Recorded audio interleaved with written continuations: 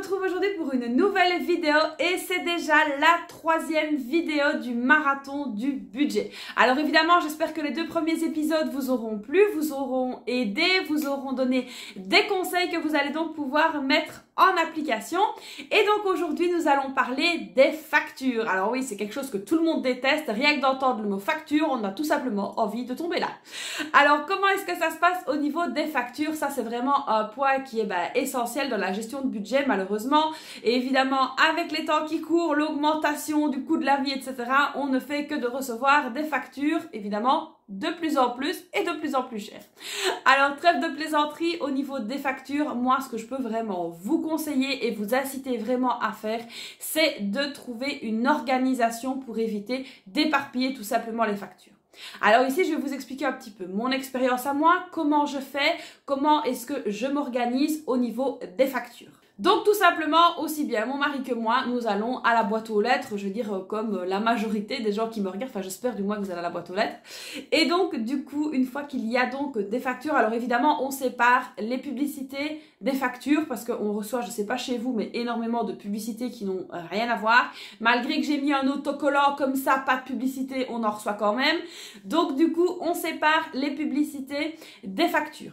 Alors une fois que le tas donc est séparé, on fait ça en bas au niveau de la cuisine parce que c'est le plus simple. Mon mari me laisse tout simplement le petit tas de factures. Alors ensuite, moi, je gère les factures depuis mon bureau. Donc ici, la pièce d'où je vous parle. Et donc là, du coup, c'est ma station de paiement. C'est là que je gère les factures. J'ai donc ici une petite étagère que j'avais achetée chez Action avec des petits tiroirs. Je l'avais déjà présentée en vidéo, je vais essayer de la retrouver, de vous la mettre dans le petit juste ici. Donc comment organiser ces papiers, je pense que c'était ça. Je vais vous la remettre dans le petit, n'hésitez pas à aller la voir. Donc moi tout simplement, j'ai donc mis les factures à payer, les factures à classer, les factures donc en attente de remboursement, les choses à envoyer et le divers. Donc j'ai vraiment séparé les 5 petits tiroirs pour pouvoir m'y retrouver correctement. Alors là, ça c'est mon organisation à moi, mais c'est vraiment à vous de trouver votre propre organisation. Alors, il est vraiment très important de centraliser les factures dans la même pièce. Alors, je sais que ça peut paraître un petit peu bateau ce que je dis, mais j'ai déjà connu des personnes, vu des cas, etc., où les factures étaient un petit peu éparpillées partout dans la maison. Et du coup, soit on les perd, soit on les paye pas, on se retrouve avec des rappels, des frais de rappel. C'est pas constructif, voilà. Donc, il faut vraiment essayer de rassembler tout dans un seul et même point.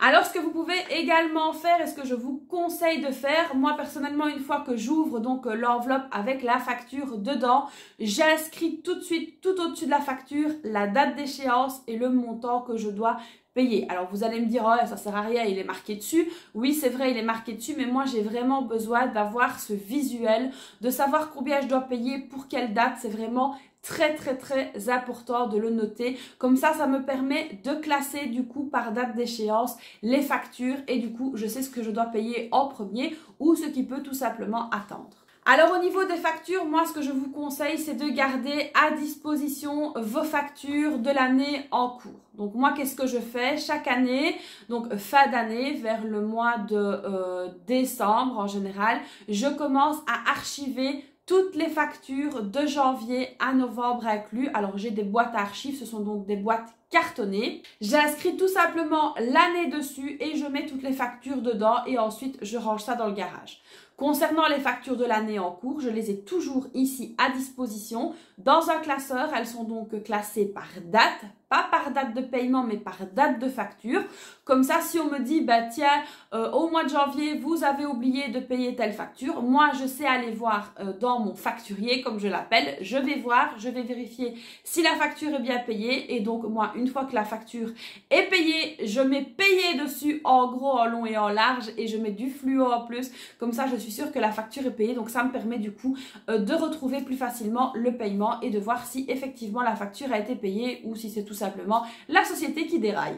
Alors évidemment, d'un pays à l'autre, d'un système à l'autre, on va vous dire dans certains pays, il faut garder vos factures 5 ans, dans d'autres ce sera 6 ans, dans un autre ce sera 10 ans.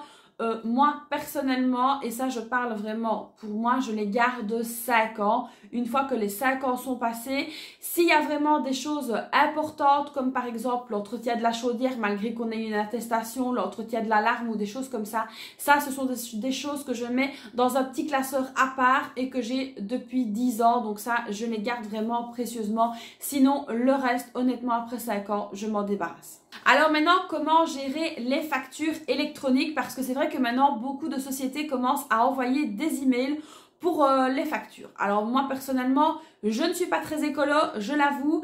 Je n'aime pas trop les factures en version électronique. Quand on me laisse le choix, je dis toujours en version papier parce que moi j'aime avoir une trace du papier. Mais si vous recevez vos factures de manière électronique, ce que je vous conseille de faire, c'est donc de créer un dossier séparé dans votre courrier électronique et de mettre tout simplement les factures et les relever en ligne, de directement les transférer dans ce courrier-là. Comme ça, ils seront à disposition. Alors, pourquoi est-ce que je dis de faire ça dans votre adresse email et pas directement dans un dossier de l'ordinateur? Parce que si vous avez un souci d'ordinateur, au moins avec l'adresse mail, vous pourrez l'ouvrir sur n'importe quel ordinateur, vous retrouverez quand même vos factures. Alors personnellement, quand je suis contrainte et forcée de recevoir des factures par email, comme c'est le cas pour 2-3 trucs, moi je les imprime. Donc voilà, je sais que c'est pas écolo, je sais que c'est pas top, mais je les imprime parce que comme je viens de le dire, moi j'ai besoin d'avoir ce concret au niveau du papier. Alors maintenant, la question que tout le monde se pose, évidemment, c'est quand payer vos factures? Ça, évidemment, il faut les payer, je ne vous dirai pas le contraire. Alors, si vous recevez donc vos revenus en une seule fois, ce que je vous conseille de faire, c'est que vous pouvez donc payer toutes vos factures dès que vous êtes payé. Alors évidemment, ça rend la chose beaucoup plus facile. Vous savez que quand vous êtes payé, vous payez vos factures et on n'en parle plus. Alors évidemment, c'est une arme à double tranchant. Ça peut être une mauvaise chose parce que si vous budgétisez mal, si vous faites mal votre plan de budgétisation pour le mois que vous payez toutes vos factures début du mois, il se peut que fin du mois, vous vous retrouviez en négatif. Donc il faut vraiment être vigilant quant à la prévision de budget que vous allez donc faire pour le mois. Alors évidemment, au niveau des dates d'échéance des factures, vous pouvez tout simplement donner un petit coup de fil à vos créanciers, aux différents organismes qui vous envoient des factures régulières et leur demander tout simplement de changer la date d'échéance des factures pour être sûr de ne rien payer en retard. Alors une question que vous vous posez sûrement, c'est si donc vous recevez vos revenus en plusieurs fois, évidemment, quand payer les factures. Alors moi, ce que je peux vous conseiller, c'est donc de payer vos factures à chaque fois que vous recevez un revenu. Alors pour ce faire, dans la pratique, je vous conseille vraiment d'utiliser le calendrier budgétaire. Ça va donc vous permettre de rester organisé. Alors évidemment, si vous n'avez pas vu la vidéo que j'avais donc consacrée au calendrier budgétaire, je vous la remets dans le petit juste ici, n'hésitez pas à aller la voir. Alors évidemment, quand vous êtes payé comme ça en plusieurs fois, n'hésitez pas donc à bien noter sur ce fameux calendrier budgétaire quand vous allez avoir et quel revenu vous allez l'avoir. Donc bien noter la date à laquelle vous allez l'avoir et noter les dates d'échéance des factures. Alors évidemment, l'idéal c'est donc de répertorier toutes vos factures, les anniversaires, les occasions spéciales, les montants dus évidemment, l'échéance pour pouvoir bien vous retrouver au niveau du calendrier. Alors ce qu'il faut évidemment garder à l'esprit, c'est donc que les factures que vous écrivez sur votre calendrier sont généralement les dépenses fixes qui ne changent pas d'un mois à l'autre. Alors moi personnellement qui reçois donc mon salaire, on va dire en une fois mais sur plusieurs jours, je paye donc toutes mes factures une fois que j'ai tout reçu et je note quand même dans le calendrier au niveau des dates d'échéance, ça me permet d'avoir une vue et évidemment je note quand c'est payé, comme ça je suis sûre de moi. Donc voilà, ça dépend vraiment de votre situation. Alors si par exemple vous avez, donc comme je l'ai déjà expliqué, votre salaire en plusieurs fois, n'hésitez pas à payer d'abord les choses les plus importantes comme on en avait parlé lors de précédentes vidéos, les choses les plus importantes, les choses moins importantes et les choses qui ne sont pas importantes du tout, mais n'oubliez pas d'inclure évidemment les factures que vous suivrez sur un calendrier budgétaire. Alors évidemment, le calendrier budgétaire, moi je vous conseille vraiment de le réserver au niveau de vos factures, de votre budget. Ne mettez pas dessus que vous allez boire un verre avec des copines le samedi à 19 h, ça on s'en fout, c'est vraiment un calendrier spécialement fait pour le budget. Alors évidemment, encore une chose très importante à faire, c'est de faire le suivi de vos factures lorsqu'elles sont payées.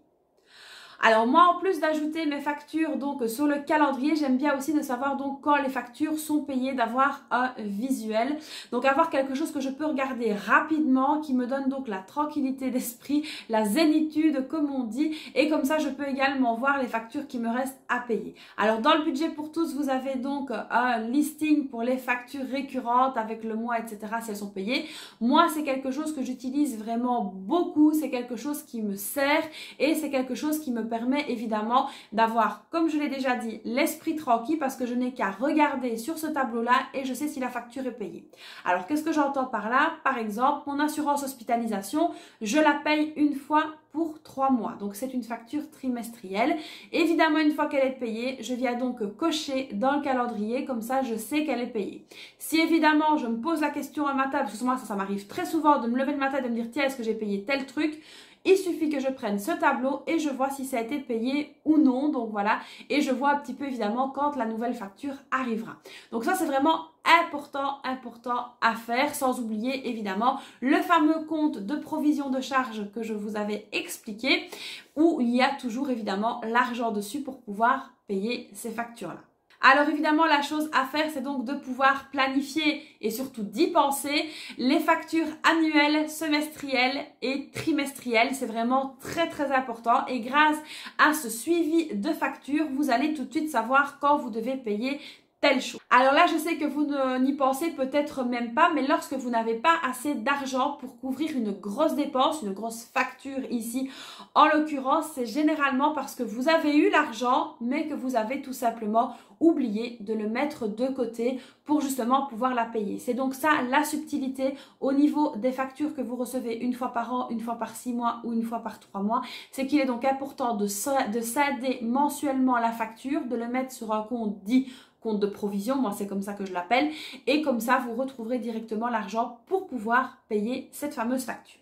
Alors en résumé de cette vidéo, il y a donc 5 étapes hyper importantes à penser. Donc la première étape, c'est évidemment de vous trouver un endroit pour pouvoir gérer vos factures. Et évidemment rassembler les factures dans ce même endroit. La deuxième chose, c'est de vous créer un système donc pour stocker les factures pour pouvoir les retrouver facilement.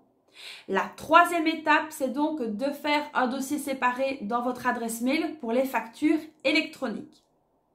La quatrième chose, c'est donc de mettre en place le calendrier budgétaire.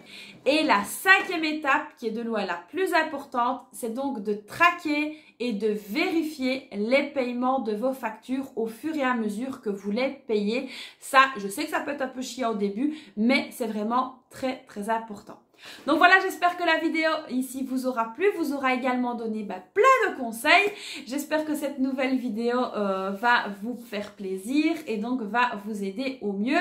Et demain, nous verrons donc ce fameux système d'enveloppe, on va en reparler. Alors je sais que c'est quelque chose qui vous plaît, que vous commencez déjà à connaître, mais il y aura sûrement des subtilités que vous n'aurez peut-être pas captées. Donc on va parler de ça demain. J'espère donc que la vidéo vous aura plu, vous connaissez la chanson, n'hésitez pas à la liker, n'hésitez pas également à vous abonner à ma chaîne et à activer la petite cloche si ce n'est pas déjà fait. Attention, pour me remercier, n'hésitez pas à vous abonner. Bon allez, je rigole, n'hésitez pas également à me laisser un petit commentaire. Je vous fais donc plein de bisous et je vous dis à très vite pour une prochaine vidéo. Bye bye.